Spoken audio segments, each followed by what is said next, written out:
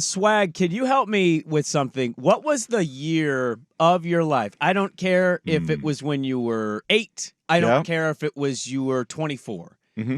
What is the first true sports heartbreak of your life? It was, and I've said this, my first sports cry. It was Oregon State as the number 1 seed in the NCAA tournament. They had been number 1 almost all season long, and they lose in their first game. This was before the full 64 teams. I think it was like 48. So the top 4 seeds got byes. They didn't play the very first game. But, yeah, Rolando Blackman, Kansas State baseline jumper is in the final seconds and knocked them out. Oregon State legend, little bit of a choker, that Ralph Miller. A lot of years they got, dumped out of nobody that could bit run. of a Bobby Cox Nobody vibe. could run an offensive set for 2.5 minutes and end up with a layup like the 1980 Oregon State basketball team. How did anybody watch that? It was. I don't know. 2.5 minutes? There was no shot clock. It's I what know. it was. I just had. It was kind of amazing and beautiful, but yes, if you pass and screen and pass. Think and about screen all the and things you was. can create in a 2-minute basketball offense. Oh God, that's a long play. How long did it take to diagram that out? No, I mean it was just a system. I mean it was kind of like before the shot clock when if North Carolina had a lead late and Dean Smith would run 4 corners for they'd be up 8 with 3 minutes to go, and he'd just put 4 fingers up, Game and was they would over. just run that and run it and run it until they got fouled. I think it's one It was category amazing. we've made progress in college hoops. At least that's one. I still think 30 is too long. Let's get to we don't need 30 seconds. Let's go to 25, but at least that's one step in the right direction. Well, I asked Swag that, and that's a good answer because my wife is 37. She's going to be 38 in a couple months. She suffered her first sports fan heartbreak yesterday of her entire life, and it broke her. It broke her to the point where she said, I'm done. I can't do it. I'm trying to think. Oh, I know what it is. The mass exodus of Oregon State women's hoops. I have just sent her screenshots of each player's goodbye because you see the picture. You can just, that's Portal, right? Yeah. Immediately. Nobody's doing that to stay. No. Thank you, Oregon State. It's been such a great run. I'm coming back for another year. And most of the ladies aren't going, I'm going to the draft. Yeah. Like, there's not a lot of money in women's, professional basketball yet. Most of them stay for 4 years. So I've been sending her screenshots. And yesterday she saw, I forget who she saw, but she said, Reagan Beers? No. Oh, it was before Reagan. It was before. It might have been was it? Hansford. They have 7 players. 7 I mean, the whole now. team's Yeah. now gone. Basically. Yeah. She saw that and she goes, well, this is terrible. At least all we have is Reagan. And she went upstairs, and maybe an hour later, Reagan Beers puts on her, Twitter account, I thank you, I'm gone. Oh, no. And I sent the screenshot and said, this is your fault. You jinxed it. And she just looked at me, and she saw the photo on her phone, and she goes, I'm done. I can't do this. I care too much. And I said, this is your first heartbreak in sports. You're 37. Yeah, no kidding. Toughen up. Yeah, imagine watching Kobe lob an alley-oop to Shaq to take away a chance. You thought your team was going to win an NBA championship. You split in Detroit in 90 and then come home and get swept. Yeah, that's a brutal end. Yeah. I said, you quite literally sat on a couch and watched me watch my team lose a Super Bowl Because they couldn't catch a 3 punt. times in our marriage. And that didn't register for you at all? Like, sports is going to break your heart. 99% of being a sports fan is having your heart broken. Oh, terrible. There's very few positive memories in there. Very few championships, unless you're from the city of Boston. We're all kind of in the same category. We're not going to highlight it much. We do have a Beaver segment today. It's baseball. We will Positive. give the Beavers baseball That's right. fans their stuff today. It is devastating, and I was told by somebody in the athletic department that a job that people once loved, they don't like anymore. Yeah. I know we think of our fandom and our teams and like, how good are we going to be?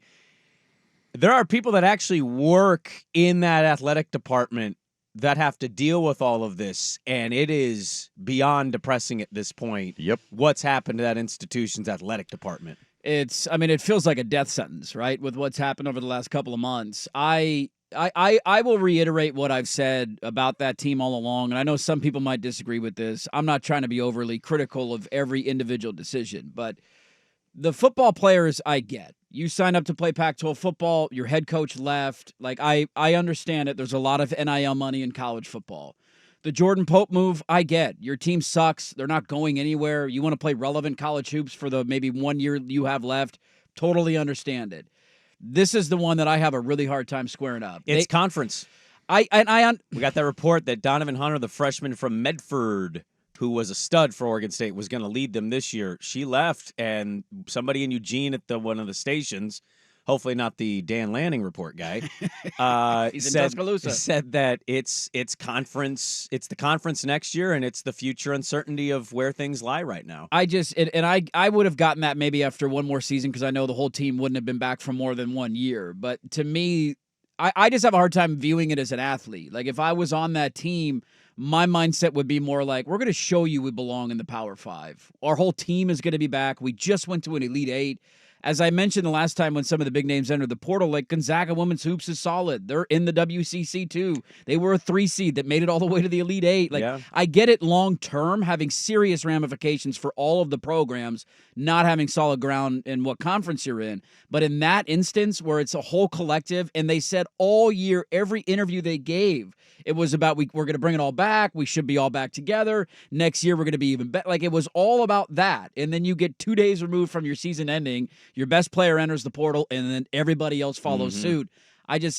If there were $1 million NIL checks waiting for you on the other side, again, would get it. But that's not the reality in women's college basketball. And my mindset would have been more so, like, let's show them that we belong on that level. Let's show them we can make a Final Four because they had the team that was able to do it. I don't disagree with anything you said. I think what I've learned in my life is sometimes when you have a good thing, recognize it and keep building on the good thing. And it's hard, though, to be at that age and maybe recognize it to the full extent.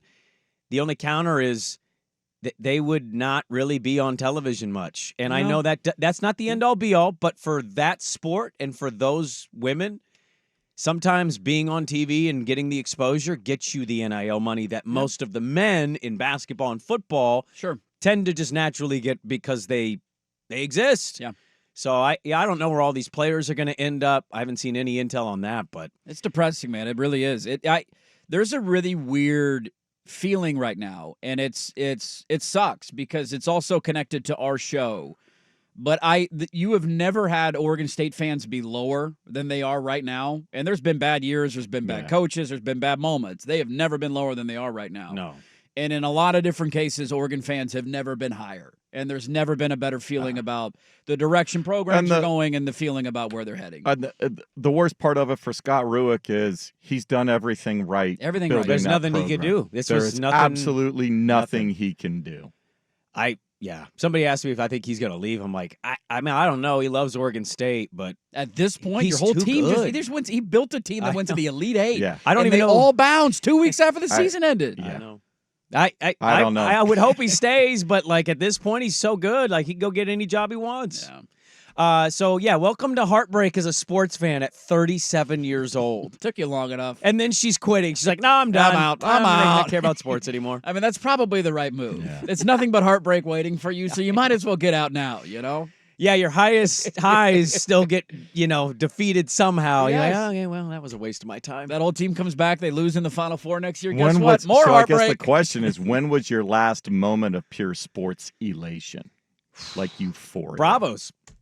2021 World Series. Yeah. Clobbering not only a team I hated growing up. Oh, the Killer Bees. Oh, Biggio and Bagwell. Shove it. Baseball out of your stadium. One in your stadium.